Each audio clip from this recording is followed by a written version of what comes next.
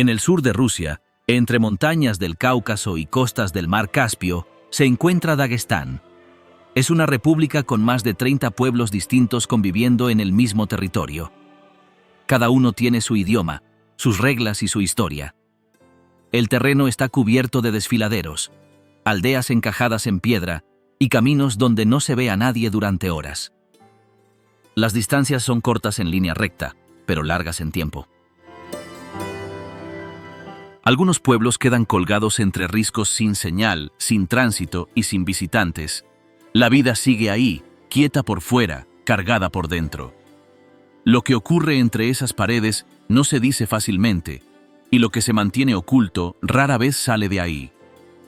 ¿Cómo es vivir en un lugar con pueblos aislados, caminos cerrados y reglas que nadie explica? Bienvenidos a Mundare. Comencemos. Una tierra de pueblos. El mosaico étnico de Dagestán. Dagestán es un lugar donde conviven más grupos humanos distintos que en cualquier otra región del país. En este pedazo del Cáucaso, lo común no es hablar un solo idioma, sino escuchar decenas. Más de 30 comunidades con raíces diferentes comparten el mismo terreno, cada una con su forma de hablar, su manera de hacer las cosas y su historia particular. La mayoría de la gente pertenece a pueblos como los avaros, lesguinos, darguines, laks, cumicos o tabasaros, entre otros. Cada uno mantiene su lengua nativa como parte importante de su identidad. Aunque el ruso se usa en las oficinas o en las escuelas, lo que se habla en casa sigue siendo la lengua del grupo al que se pertenece. Esta mezcla de voces crea un ambiente donde cambiar de idioma de una frase a otra es parte del día a día. Estas comunidades no están repartidas al azar. En general, cada pueblo está concentrado en ciertas zonas. Los avaros se encuentran sobre todo en las zonas montañosas del oeste. Los lesguinos ocupan el sur, cerca de la frontera con Azerbaiyán. Los cúmicos viven más al norte, en áreas más llanas. Los darguines se reparten entre varias partes del centro y el este. Esa separación geográfica hace que en muchas aldeas se hable solo una lengua, lo que refuerza la unión interna del grupo. Esa diversidad no ha generado divisiones abiertas, sino una costumbre de convivencia marcada por el respeto entre comunidades. Aunque hay diferencias de costumbres o forma de vestir, es común que se acepten y reconozcan entre sí sin conflictos graves. Las mezclas familiares entre personas de distintos pueblos también ocurren, aunque cada uno suele mantener su lengua y su tradición. Cada grupo conserva formas propias de organizarse. Algunas comunidades tienen consejos locales formados por ancianos que se respetan mucho. Otros siguen costumbres propias para resolver problemas o decidir asuntos comunes.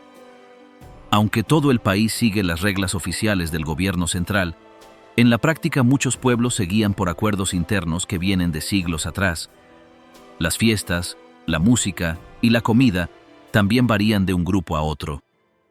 Cada uno celebra sus fechas importantes de manera diferente. Hay cantos que solo se oyen en una región y bailes que se aprenden desde niños solo en ciertas aldeas. La ropa tradicional también cambia según el pueblo, al igual que los platos típicos que se preparan en reuniones familiares o en días señalados. A pesar de vivir en el mismo territorio y tener contacto constante, los pueblos de Dagestán han logrado mantener sus particularidades. Esa resistencia a perder la identidad se refuerza en la familia, donde se enseña a los hijos a no olvidar la lengua del grupo ni sus costumbres. En muchas casas, el idioma del grupo se habla como primera lengua, y aprender ruso viene después, al entrar a la escuela. En los últimos años, algunos jóvenes han empezado a mezclarse más con gente de otros pueblos, sobre todo en las ciudades. Pero incluso allí, la mayoría conserva el idioma de sus padres y participa en eventos propios de su grupo. Las asociaciones culturales ayudan a que eso no se pierda. En muchos casos, los jóvenes usan redes sociales para compartir canciones, poemas o chistes en su lengua de origen, dándole una vida nueva a lo que antes solo se pasaba oralmente. En las montañas, hay aldeas donde todavía se pueden escuchar lenguas que solo se hablan en un par de pueblos. Algunas de esas lenguas no tienen escritura y solo se transmiten de generación en generación.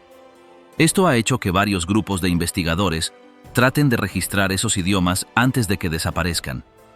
La variedad étnica de Dagestán no es solo un dato cultural, sino una forma de vivir.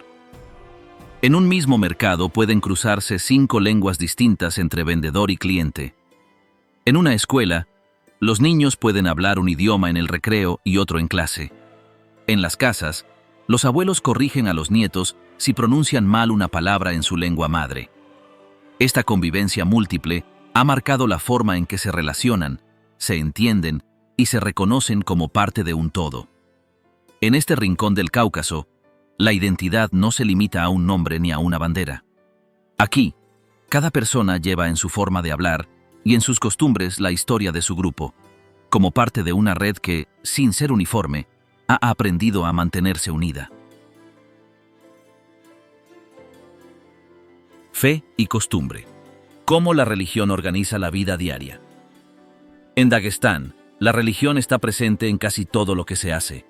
No es solo algo privado, sino parte del ambiente general. La mayoría de la gente practica el Islam suní, y eso se refleja en las rutinas, en la forma de saludar, en lo que se permite y en lo que se evita. Desde temprano en la mañana hasta el final del día, hay hábitos que siguen una lógica religiosa, sin que eso se diga de forma explícita. Las llamadas a la oración suenan desde los altavoces de las mezquitas varias veces al día, marcando momentos clave. En muchos pueblos, la gente interrumpe lo que esté haciendo para ir a rezar. En las ciudades más grandes, eso puede ser más flexible, pero igual hay quienes buscan un rincón para cumplir con los rezos en los horarios establecidos. Las mezquitas son puntos de encuentro importantes. Además de ser lugares de oración, también son espacios donde se discuten asuntos del vecindario o se comparte información. La figura del imán, el que dirige la oración, tiene un rol que va más allá de lo religioso. Es alguien a quien se le pide consejo, se le consulta en decisiones familiares y a quien se le escucha con respeto. En los barrios, es común ver escuelas religiosas donde los niños aprenden a leer el Corán. A estas se les conoce como madrasas. Algunas funcionan en edificios formales, otras dentro de casas particulares. Ahí se enseñan textos religiosos, pero también se habla de comportamiento, de respeto a los mayores y de normas básicas de convivencia.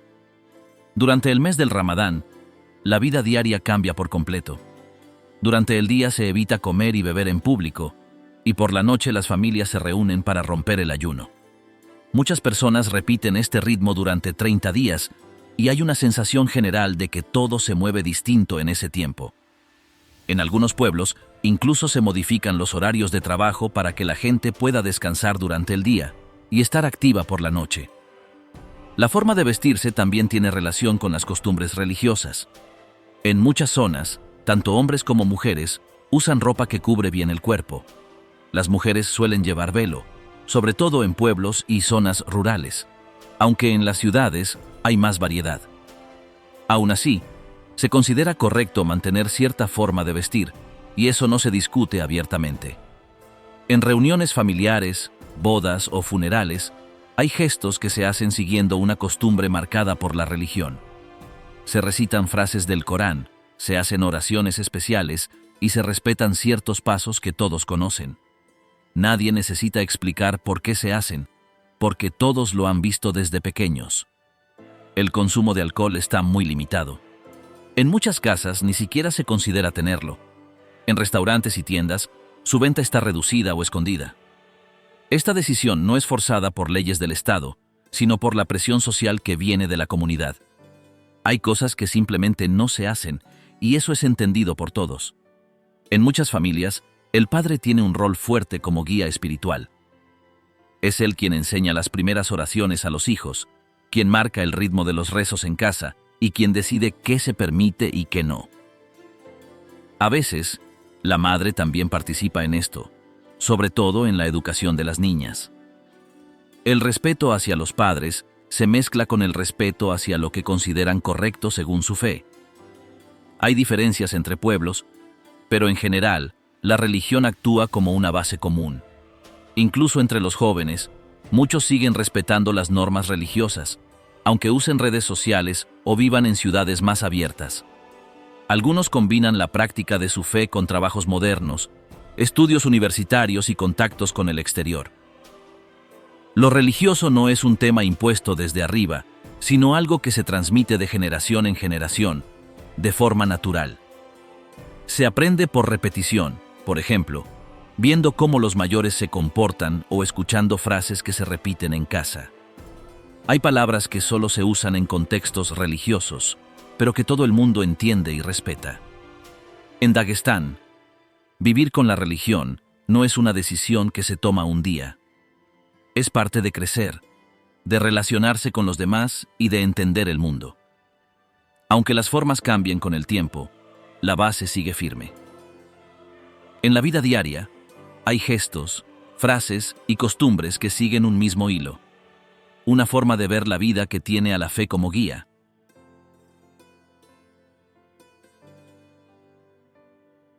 Desde el amanecer hasta la cena. Un día cualquiera en Dagestán, la rutina diaria en Dagestán empieza temprano, cuando todavía hay silencio en las calles. En muchas casas, lo primero que se hace es preparar el té.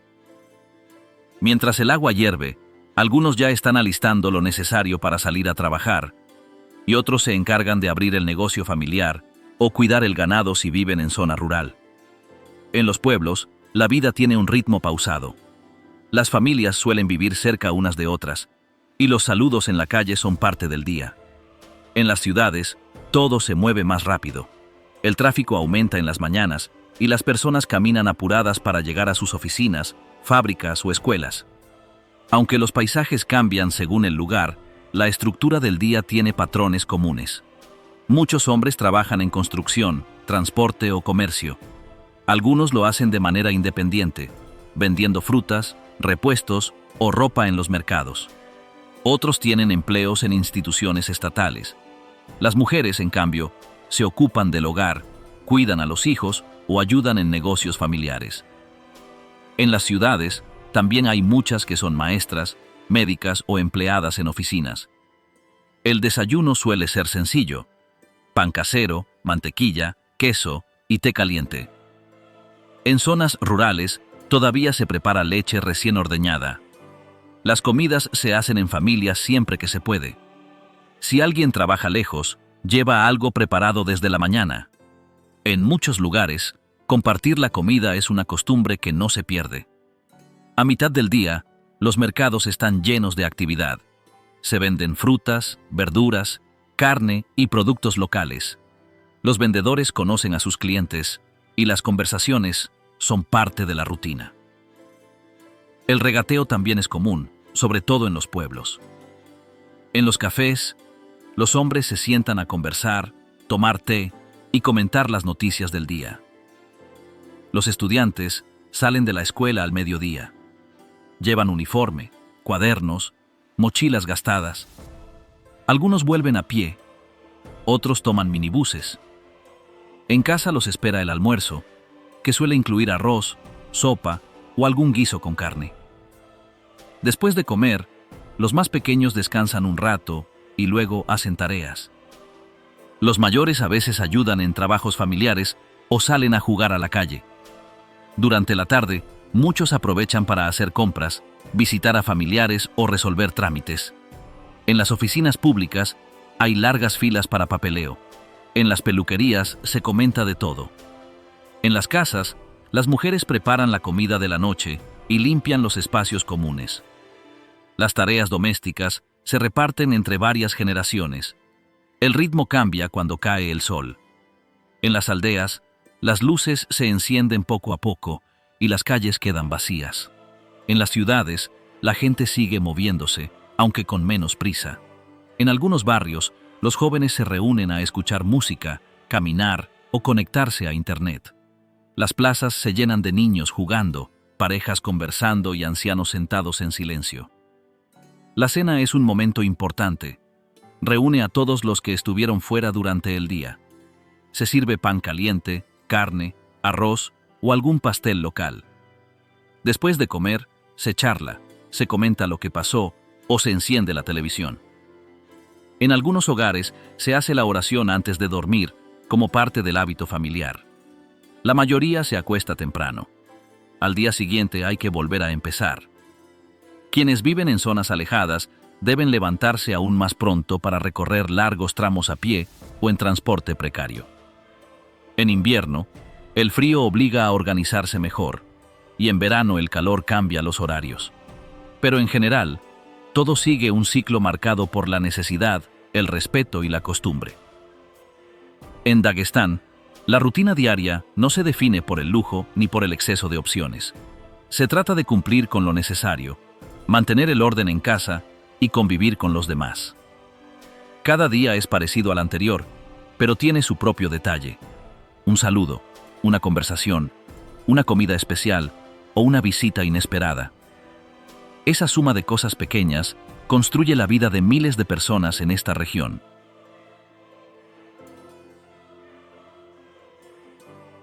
Bajo códigos de honor. La ley de la edad entre montañas. En muchas zonas de Dagestán, sobre todo en las montañas, las decisiones importantes no se resuelven en oficinas ni con abogados. Ahí, lo que vale es el adat, un conjunto de reglas antiguas que las comunidades siguen desde hace generaciones. No está escrito en ningún libro oficial, pero todo el mundo sabe lo que se espera y cómo se actúa. El adat no es solo un conjunto de normas. Es una forma de vivir basada en el respeto, la palabra dada y el equilibrio entre familias. Se usa para resolver peleas, marcar castigos, repartir tierras o decidir quién tiene la razón en una discusión. En muchos pueblos, antes de ir a la policía, la gente recurre a estos acuerdos tradicionales. Cuando hay un conflicto serio, se llama a los mayores del lugar.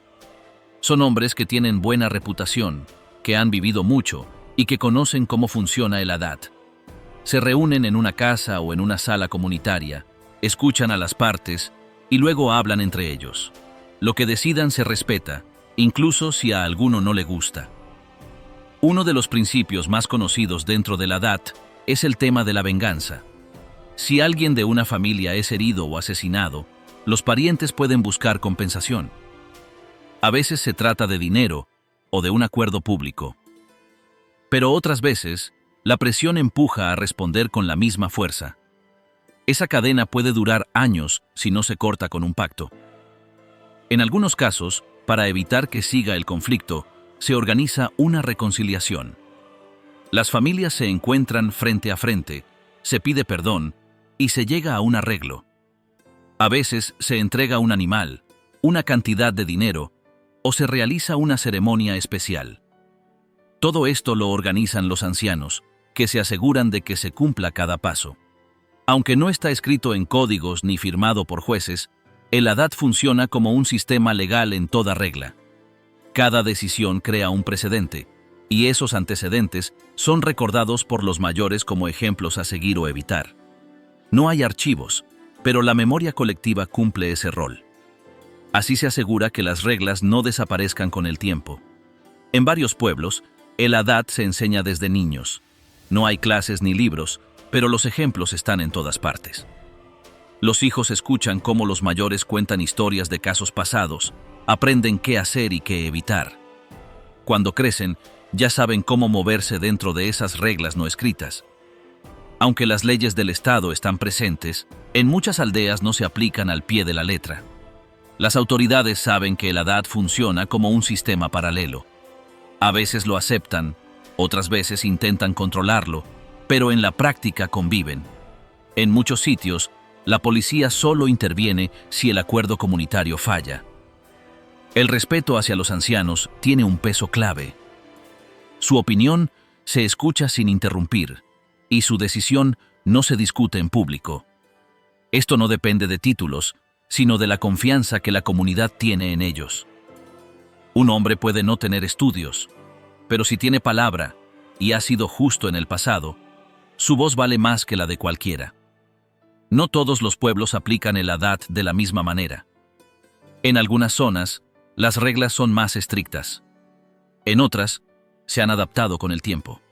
Pero en todos los casos, el objetivo es el mismo: mantener la paz dentro del grupo, sin depender de estructuras ajenas.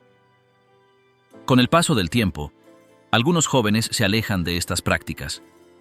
Al vivir en ciudades o estudiar fuera, adoptan otras formas de ver la justicia. Sin embargo, muchos vuelven a sus aldeas y respetan los acuerdos del lugar. Saben que ahí, su apellido y su comportamiento importan tanto como su formación. En un mundo cada vez más conectado, este sistema antiguo todavía marca el ritmo en los rincones más altos del Cáucaso.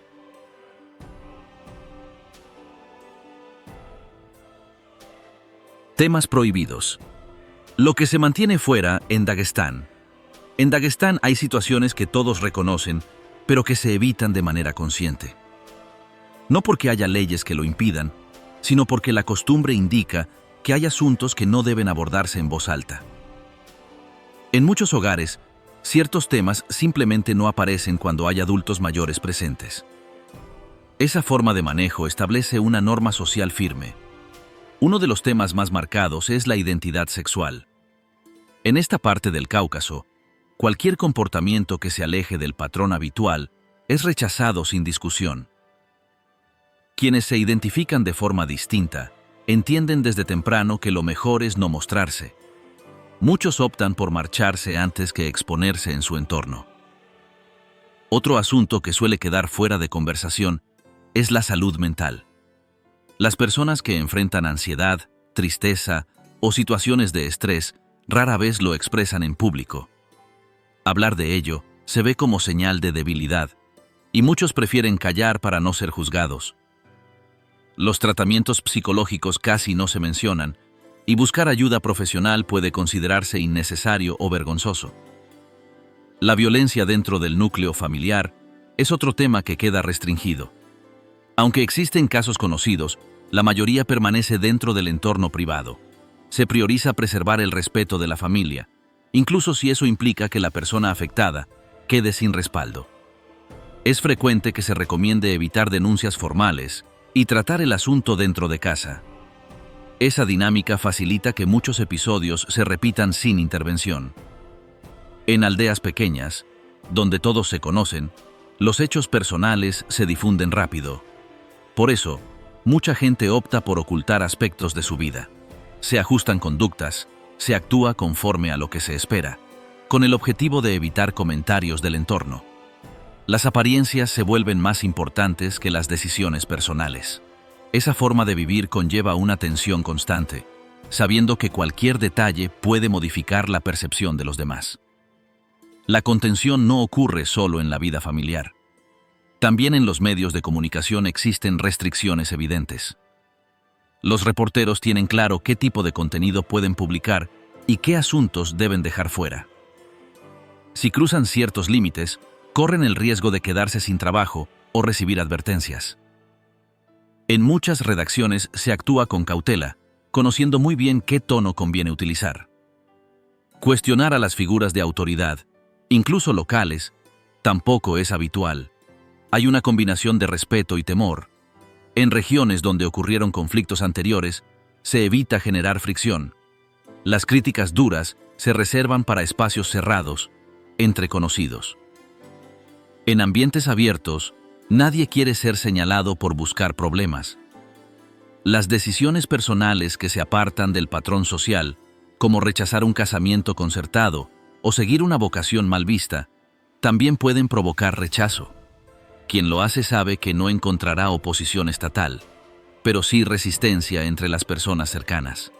Para evitar esa reacción, muchas personas se ajustan a lo que se espera de ellas.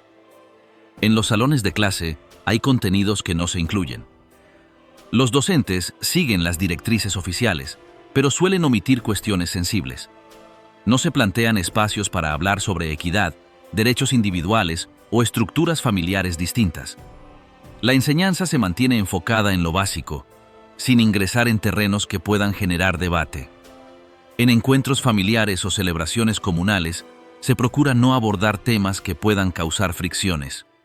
Todos conocen qué tópicos son aceptables y cuáles es preferible mantener al margen. Ese acuerdo tácito regula las charlas. Romper ese equilibrio puede provocar consecuencias. desde comentarios hirientes hasta exclusiones o disputas serias. Los jóvenes que regresan, luego de haber vivido en otros lugares, vuelven con perspectivas nuevas, pero aprenden pronto a adaptarse al ambiente local. En espacios abiertos actúan según las normas, aunque en su interior tengan ideas distintas. Si se produce algún cambio, suele darse de forma gradual, sin confrontaciones directas. Este manejo cuidadoso de ciertos temas ayuda a preservar la armonía interna. No se trata de negar lo que ocurre, sino de priorizar la estabilidad comunitaria frente a todo lo que pueda alterar el orden habitual. Desde niños, las personas aprenden cuáles son los límites, cómo comportarse sin generar tensión y qué formas les permiten mantenerse integrados al grupo.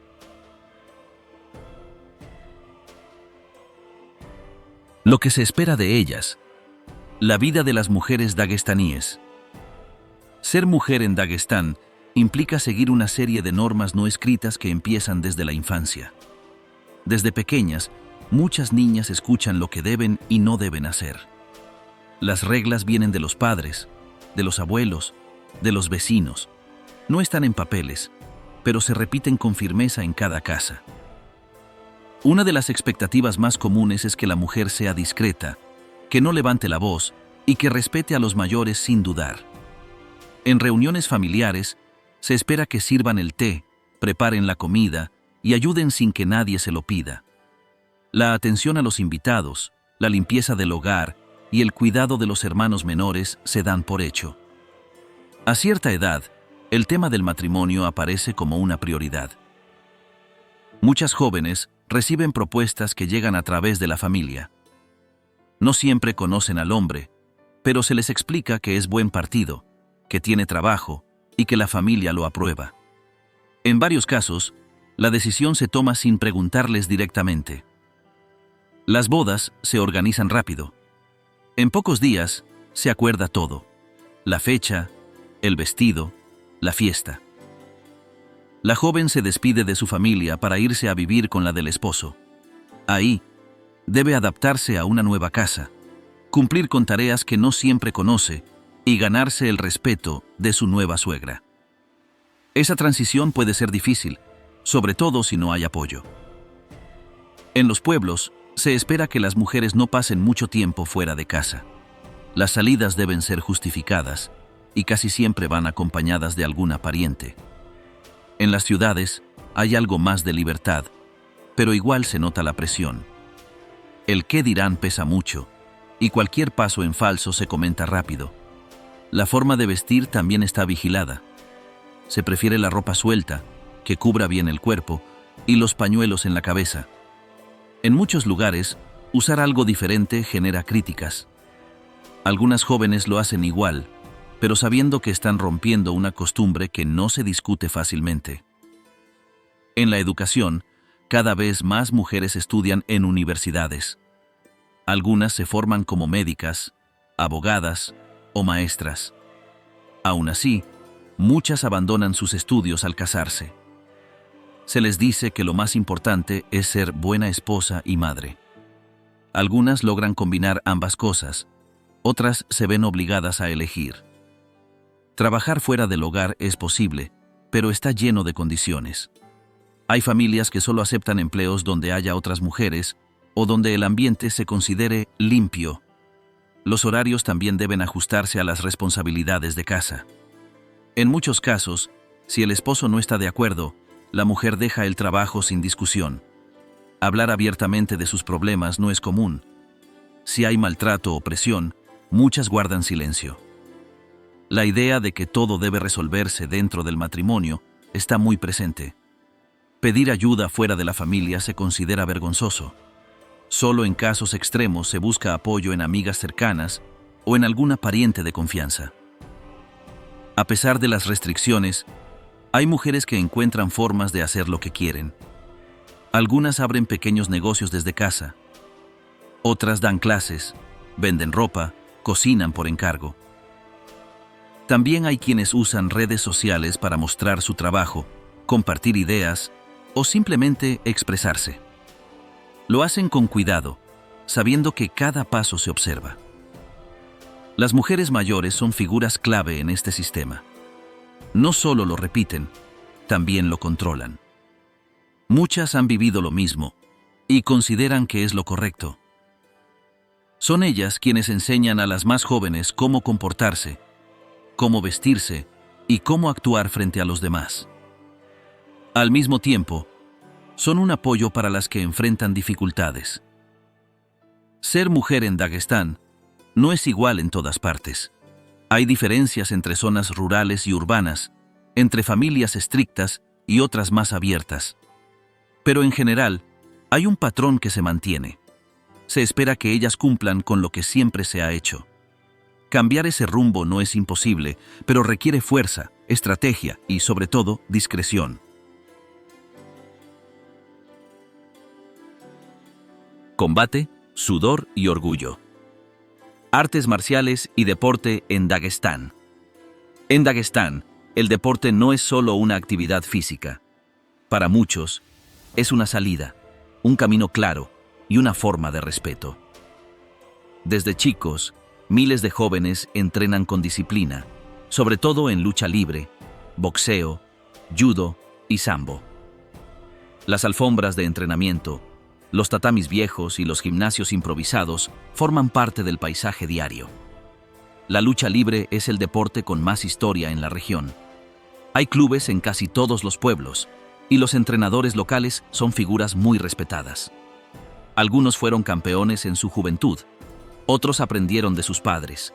Entrenan con lo que tienen: colchonetas desgastadas, pesas caseras, ropa prestada. Lo importante es el esfuerzo, no el lujo. Desde pequeños, los niños aprenden a resistir, a caerse y volver a levantarse. Se entrenan antes o después de la escuela. Algunos caminan varios kilómetros para llegar al gimnasio. Otros entrenan en patios, garajes o salones vacíos. El compromiso es firme, incluso sin apoyo externo. La familia empuja y la comunidad observa.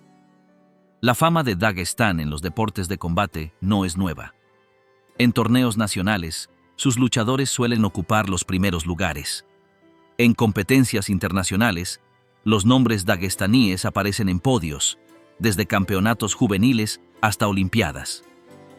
Muchos de estos atletas vienen de familias humildes y pueblos alejados, pero con una voluntad fuerte. En los últimos años, las artes marciales mixtas también ganaron terreno. Varios peleadores dagestaníes entraron al mundo de las grandes ligas, como la UFC, y lograron títulos que dieron visibilidad mundial a la región. El más conocido es Khabib Nurmagomedov, que se convirtió en una figura seguida por millones. Su imagen traspasó fronteras y reforzó el orgullo local. Esa fama hizo que miles de jóvenes se animaran a seguir ese camino.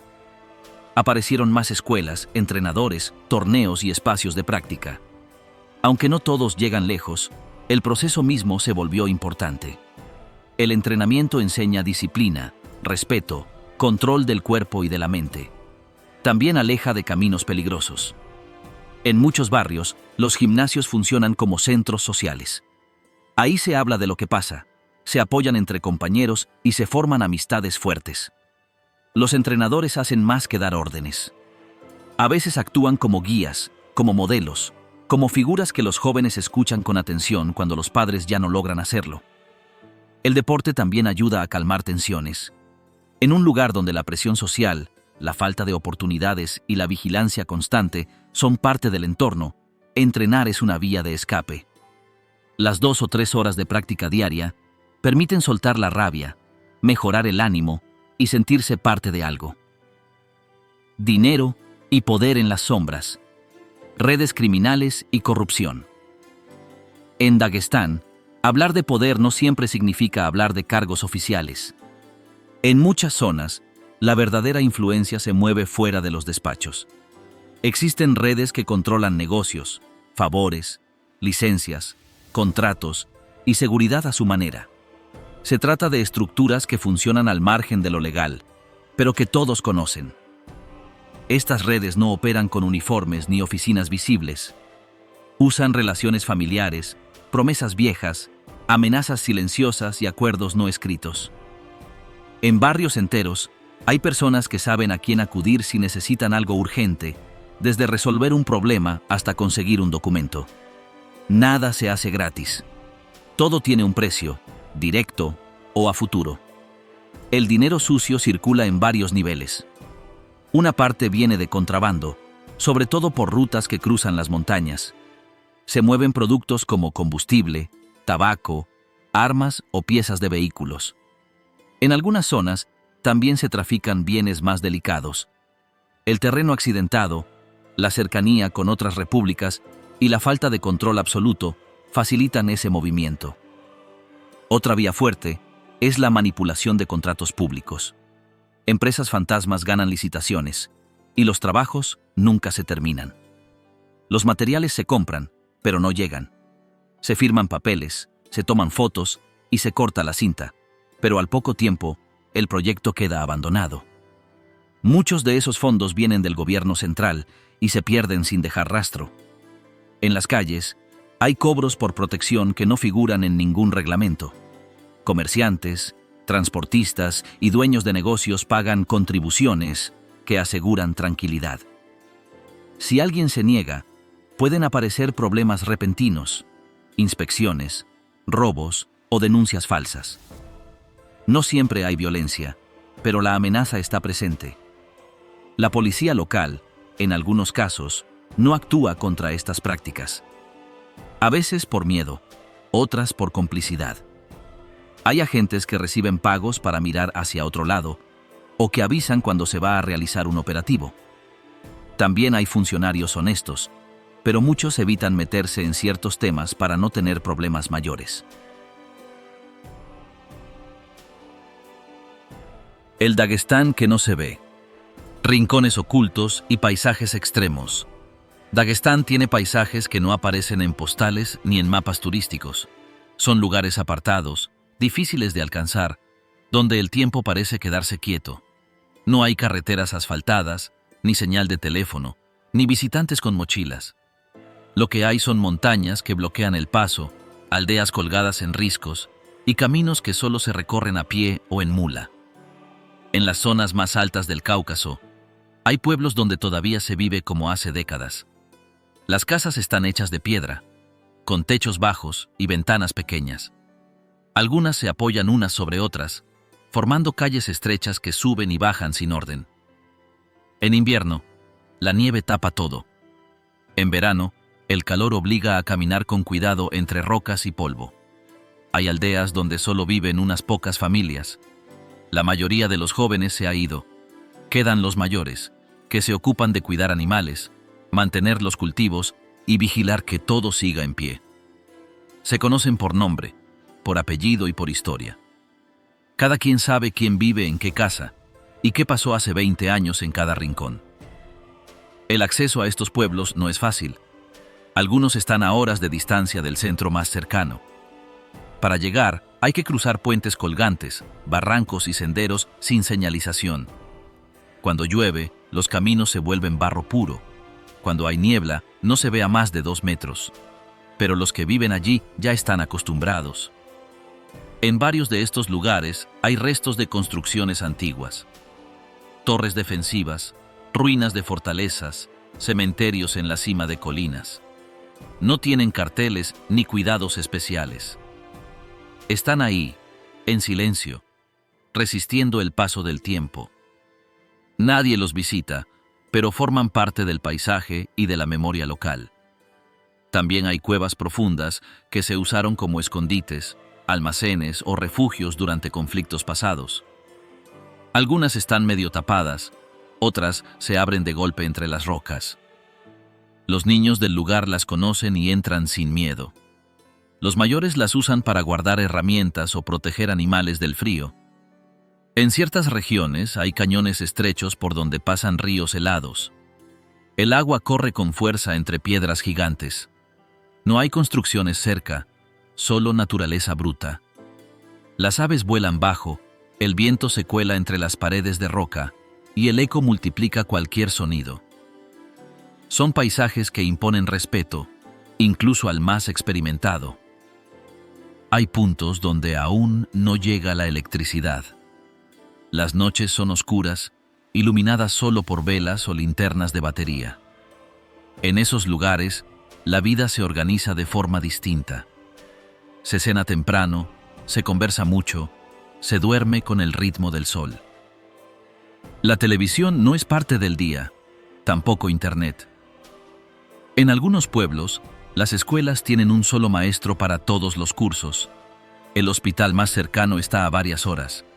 Si alguien se enferma, hay que llamar a una ambulancia que a veces ni llega. Por eso, muchas familias tienen remedios caseros, prácticas antiguas y una forma de cuidar que se transmite boca a boca. Los animales también forman parte del entorno. Cabras, vacas, perros flacos y gallinas caminan libres por los patios y las calles. No hay cercas. Cada animal sabe dónde vive. Las personas también. Es un orden distinto, sin relojes, sin horarios fijos, donde el tiempo se mide por la salida del sol o el sonido de una campana lejana. En estos rincones, no hay turistas ni guías. Tampoco hay souvenirs ni rutas marcadas. Lo que hay es vida real, en condiciones duras, con un ritmo que no busca atención. Los que viven ahí no lo ven como algo especial. Para ellos, eso es simplemente su casa, su forma de estar, su mundo. Dagestán guarda estos espacios como secretos bien protegidos. No por orgullo, sino porque no han cambiado. Son lugares que siguen tal como estaban, escondidos entre montañas, esperando sin prisa. Y aunque pocos los visiten, ahí siguen, firmes, silenciosos, intactos.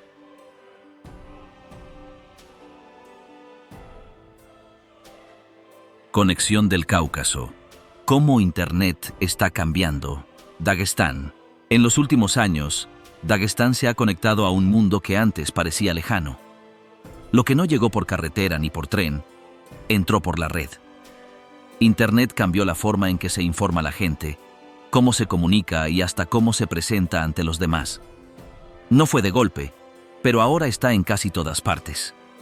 En las ciudades, es común ver a jóvenes con teléfonos en la mano revisando redes sociales, viendo videos o escribiendo mensajes. Incluso en pueblos alejados, donde la señal es débil, se buscan los puntos exactos donde el móvil logra conectarse.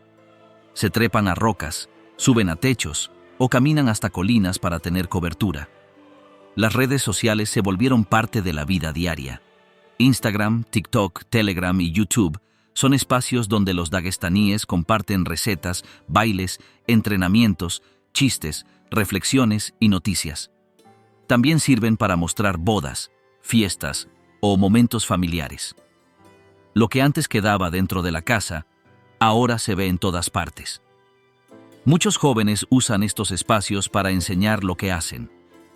Hay deportistas que graban sus rutinas, músicos que cantan en su lengua local, cocineras que muestran cómo preparar platos típicos. También hay influencers que hablan de moda, vida rural o viajes. Algunos de ellos tienen miles de seguidores dentro y fuera del país. Gracias a la red, los talentos que antes no salían del barrio ahora llegan a otros países. Varios usuarios ganan dinero con sus publicaciones. Otros usan sus cuentas para buscar clientes, vender productos o promocionar servicios. Para muchos, Internet no es solo una ventana, también es una fuente de ingreso. La llegada de Internet también modificó cómo se ve el mundo desde Dagestán. Ahora se comparan formas de vida, estilos, noticias y opiniones. Jóvenes que nunca salieron del país saben cómo se vive en otras ciudades. Aprenden idiomas por su cuenta, descubren nuevas ideas y se conectan con personas que piensan distinto. Esa apertura genera choques. En casas donde la tradición manda, ver a un hijo o una hija exponiéndose en redes puede causar tensiones. Hay familias que se incomodan con los videos, los bailes, los comentarios o la ropa que muestran algunos jóvenes. También hay mayores que intentan limitar lo que se publica o que revisan los teléfonos sin permiso. A nivel social, Internet también se usa para hablar de lo que antes se callaba. Aunque con cuidado, Hay cuentas anónimas donde se critican decisiones políticas, se exponen abusos o se comentan temas tabú. Algunas publicaciones se borran rápido. Otras se comparten miles de veces antes de que alguien las frene. Las autoridades locales han empezado a vigilar lo que se publica. Se han dado casos de personas detenidas por comentarios considerados ofensivos o por subir contenido peligroso. Los castigos varían, desde multas hasta interrogatorios. Aún así, muchos siguen hablando, aunque lo hagan con seudónimos y perfiles falsos. Las escuelas también sienten el cambio. Los profesores notan que los alumnos tienen acceso a mucha información, aunque no siempre saben cómo usarla. Algunos estudiantes corrigen a los docentes, otros copian trabajos desde el teléfono. Al mismo tiempo, hay proyectos educativos que usan plataformas digitales para enseñar a distancia o compartir materiales.